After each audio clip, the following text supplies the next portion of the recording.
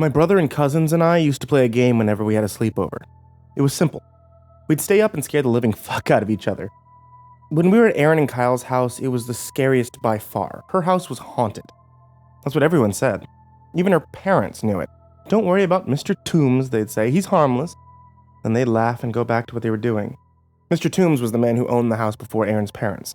He died all alone, and no one realized he was gone until many months later. Even though the house got gutted and renovated before it went on the market, we had this feeling he died in the basement right near the furnace. The air there was just thick and heavy, like old sour breath. We'd had our sleepovers a few times a month. Our parents all worked at the same factory. Whenever they had to take third shift, we'd either stay at home, Erin and Kyle would come to our house, or Greg and I would go over to Erin and Kyle's. I never minded all the moving around until Kyle said we had to play that game. I hated it. Kyle was the oldest, and could be mean if he wanted to. He wasn't a bully, he usually knew when to back off and genuinely felt bad if he made one of us cry, but he still liked to get his way, and that meant that we'd have to play the sleeping game. The first time we played the sleeping game, we were at our house. The four of us were in our sleeping bags in the living room, and Kyle started to tell a really terrifying story about a skinny alien that comes through the window and cuts you up in your bed. Greg, Erin, and I hated the story, but I could tell Erin was especially horrified. She was only 6. I kept telling Kyle to take it easy on his sister, but he was relentless.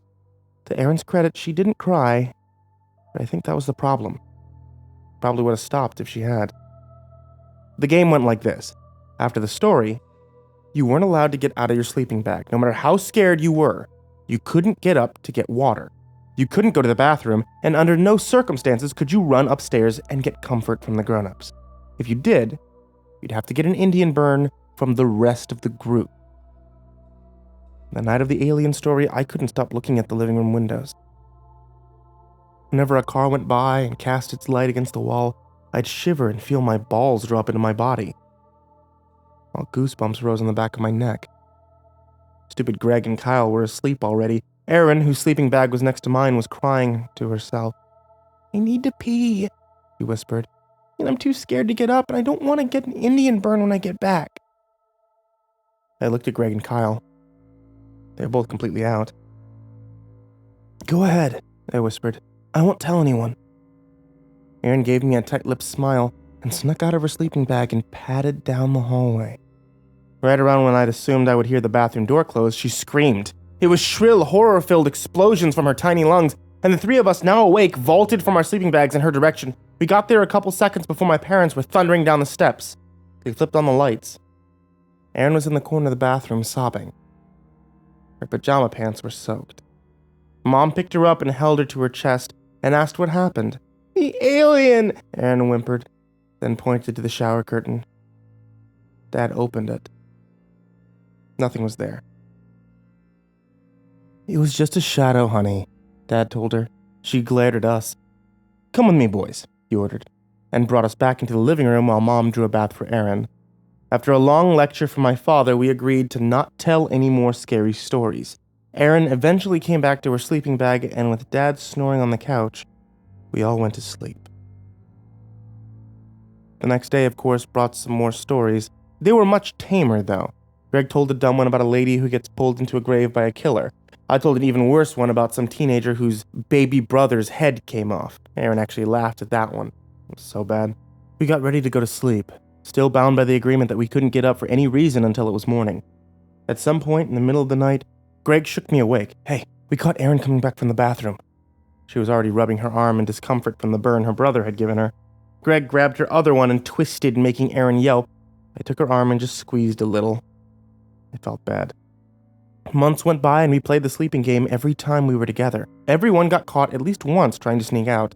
Indian burns were had by all. Erin, though, got the most. It's obvious she wasn't having any fun. To make matters worse, she looked exhausted on the mornings after we played. I brought it up to Kyle and he thought about it for a minute, then said we do it only once a month instead of every time. I didn't argue. We kept our little agreement to ourselves because we didn't want Erin to think that we were treating her like a baby. That night, we were sleeping at their house. They had a beautifully furnished basement with a big screen TV, ping pong table, and all sorts of other fun stuff. We set up our sleeping bags and played video games until well after 10 p.m. My aunt came down and said to turn it off and get to sleep. We made like we were getting ready for bed, but when the lights went off, Kyle said it was time to play the sleeping game. I groaned, but he shot me a look and mouthed only one to me. At least he was holding up to his end of the bargain. Like we always did, anyone who needed to get up to pee or get a drink beforehand was allowed to. I went, followed by Kyle, then Aaron. We all came back. In the glow of the flashlight Kyle liked to hold under his chin while he told his stories, Kyle started to talk about a ghost. The ghost. Mr. Toombs. Even Greg looked uncomfortable as he stared at the slatted wooden door, which served as the barrier between the furnished and unfurnished cellar. The furnace was on the other side. Mr. Toombs waits until you're asleep, Kyle whispered, and sucks your breath into his lungs.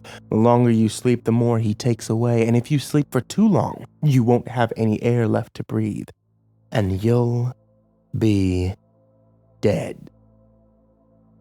My eyes were wide with fear, and Greg just stared at the ground. Kyle, too, looked like he'd successfully startled himself, especially when the furnace kicked on and we all jumped. Aaron surprisingly had actually managed to fall asleep first, despite bawling her eyes out by the end of the story and making Kyle promise to give her his snack at lunch, or else he'd tell on him. I snuck her one of the lifesaver candies that I'd stashed away to help her feel better. I guess it worked. The rest of us tried to go to sleep. Kyle caught me getting up to pee and gave me a wicked Indian burn, but since he caught me while he was on his way to the bathroom himself, I was able to reciprocate. Hard. He punched me in the arm and I swatted him in the balls. I won. We tiptoed back into the basement and got in our sleeping bag. It was the worst night's sleep I'd ever had. Each time the furnace kicked on, I knew I'd see Mr. Toombs floating above my sleeping bag ready to suck the life out of me. Like always, my aunt came downstairs in the morning to wake us up for school. She started with gentle calls, then hollers, then shouts, then since we always ignored her, she stomped down the stairs and threatened to haul us out of the sleeping bags. "Let's go," she ordered. "Get dressed and go get your breakfast. Aaron, if I have to ask you again, I'm gonna flush your goldfish." Aaron didn't budge. "I swear to God, Aaron, Goldine's going into the sewer with the Ninja Turtles in 3, 2, 1. Nothing. Concern flashed across my aunt's face. Kyle, who'd been in the sleeping bag next to her, shook his sister. She didn't respond. My aunt rushed across the room and pulled Aaron to her. She hung limply out of the sleeping bag. Everything went really fast for a while. The ambulance came while my aunt and uncle screamed and cried, and Kyle, Greg, and I just sat there in stunned silence. My parents arrived soon after. They were also crying. We were all asked if we saw her drink any alcohol or take any medicine. None of us had.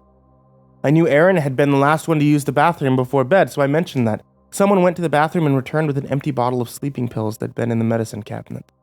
Through her tears, my aunt insisted that the bottle had been empty to begin with, that she'd been saving it so that she could remember which kind had worked for her so that she could get it again, but there was no other explanation at the time. Aaron was dead. There was a funeral.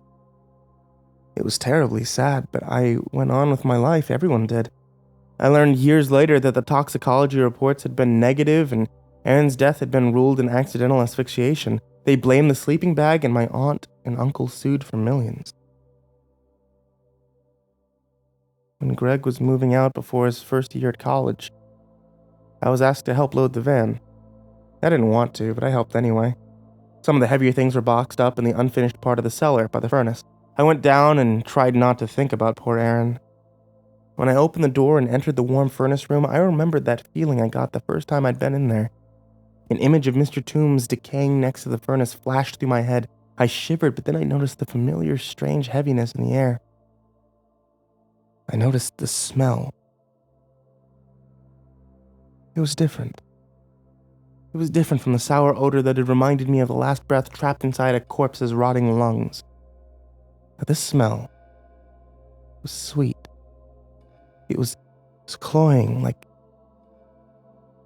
the breath of someone